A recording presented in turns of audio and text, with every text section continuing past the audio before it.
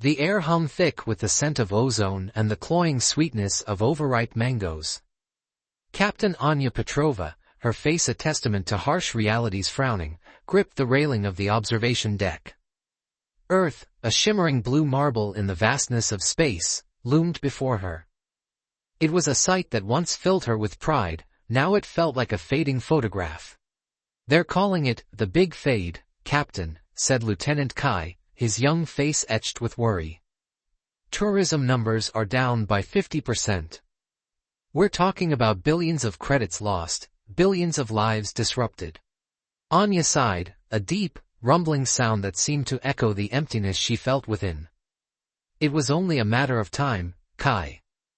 Earth's been a death world for centuries. We've built our entire civilization on the edge of chaos, on the thrill of the unknown. The novelty is wearing off. The tourists want something newer, more dangerous. But why, Captain? Earth was the pinnacle, the ultimate death world experience. We have everything, deadly flora and fauna, volatile weather, unpredictable terrain, even a sentient, intelligent species that sometimes tries to kill us." Anya chuckled, a humorless sound. "That last one, Kai, is what truly attracted them. They loved the challenge, the unpredictable element of human nature. But now, they've had their fill. They want a new thrill, a new horror." Their conversation was interrupted by a flashing light on Anya's console. It was a distress signal from the Kepler 186F outpost, a human colony on a planet with a reputation for being even more dangerous than Earth.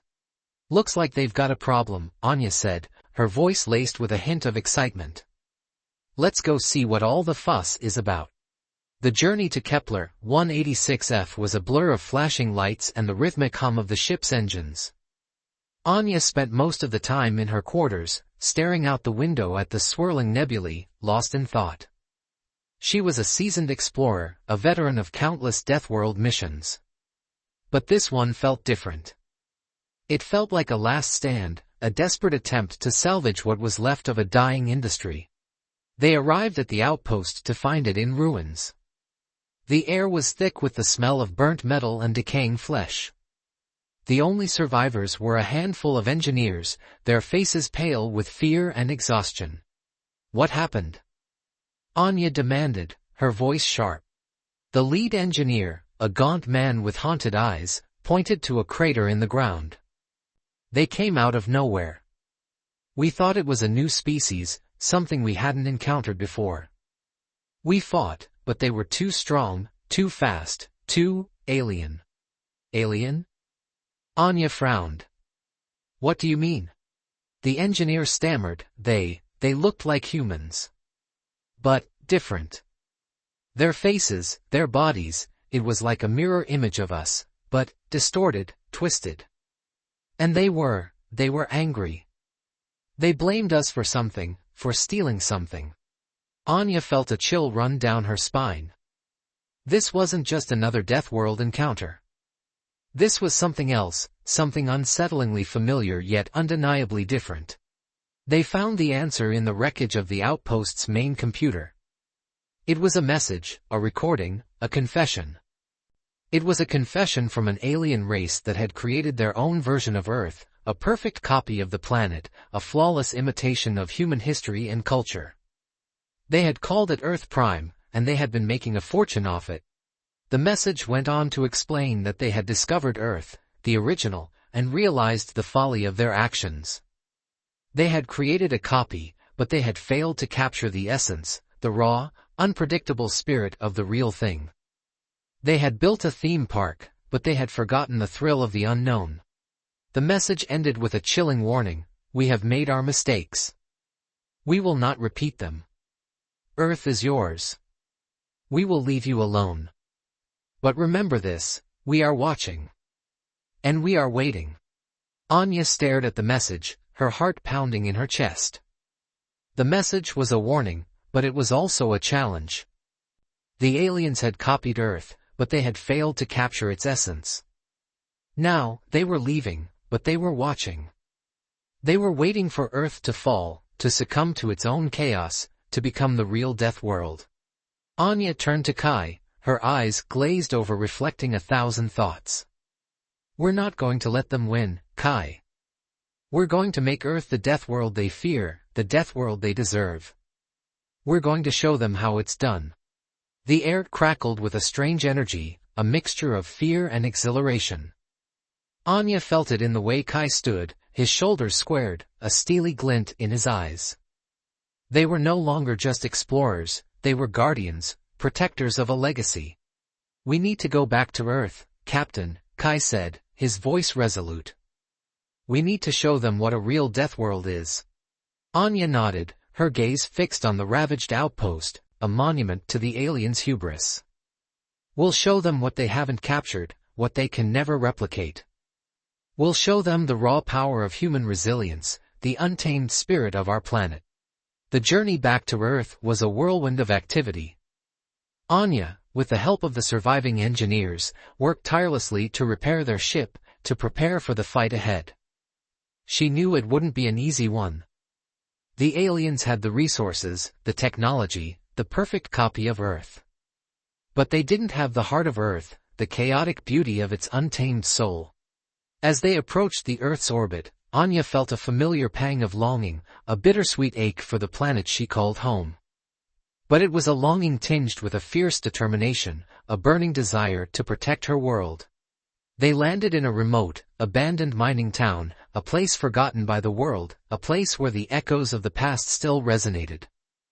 Anya knew it was a perfect place to begin their fight. The first step was to understand the aliens' motives. Why had they created Earth Prime? Why had they abandoned it? What were their plans for the future? The answers came in the form of a hidden cache, a forgotten vault deep beneath the abandoned mine. It was a trove of information, a collection of data logs, a chronicle of the aliens' experiment. It revealed a horrifying truth: Earth Prime wasn't the first. The aliens had created countless copies, each one a meticulously crafted replica of Earth, each one a failed attempt to capture the essence of the original. The logs detailed the aliens' obsession with Earth, their fascination with its chaotic beauty, its unpredictable nature. They had tried to recreate it, to perfect it, to control it. But they had failed. Earth, they realized, was beyond their control, a force of nature too powerful, too unpredictable to be contained. The realization hit Anya like a physical blow. They weren't facing one enemy, they were facing an entire civilization driven by a relentless pursuit of control, an obsession with perfection that could only lead to destruction. Anya knew then that the fight they were facing was bigger than they imagined. It wasn't just about protecting Earth from the aliens. It was about protecting Earth from itself, from the insidious desire to control, to perfect, to destroy the very chaos that made it unique. She turned to Kai, her eyes filled with a mixture of fear and determination. We need to warn Earth, she said, her voice shaking slightly. We need to tell them what we've discovered. We need to tell them that our work is not done, not by a long shot. They sent a message back to Earth headquarters, a desperate plea for help, a warning about the threat they faced. But the message, like a pebble dropped into a vast ocean, was swallowed by the vastness of space, lost in the endless expanse of the unknown. Anya knew that the fight had just begun. She looked out at the desolate landscape, at the remnants of a forgotten world, and she felt a surge of hope. They were not alone. They had each other. And they had the spirit of Earth, the untamed soul of the original Deathworld, the chaotic beauty that had inspired the aliens to copy, to control, to ultimately fail. The fight for Earth had just begun. Anya wondered if the Galactic Council knew about this. How could they not? She pondered. How was this kept from us? We needed to know. It's our bread and butter for trading credits. Yes, Earth has its own internal currencies. For everyday stuff, trading credits is what got you the latest and greatest technology from the Galactic Council's own trading markets. Just you wait till I get my hands on the little weasel in charge of Earth affairs. It has to be him. Last arranged date didn't go so well. I mean, he is another alien race, but they are similar to humans with a few differences. But he got his ego hurt when I had mentioned the fact the Earth's tourist sales were up. And that we soon will have enough trading credits to buy our own seat at the Galactic Council Assembly. And make his job obsolete. That little weasel bastard cut Earth off, and dried us out. Not on my watch, I will fix this. And as she looked up to the space platform where the Galactic Council resided, her gaze uninterrupted, she noticed a twinkle and flash.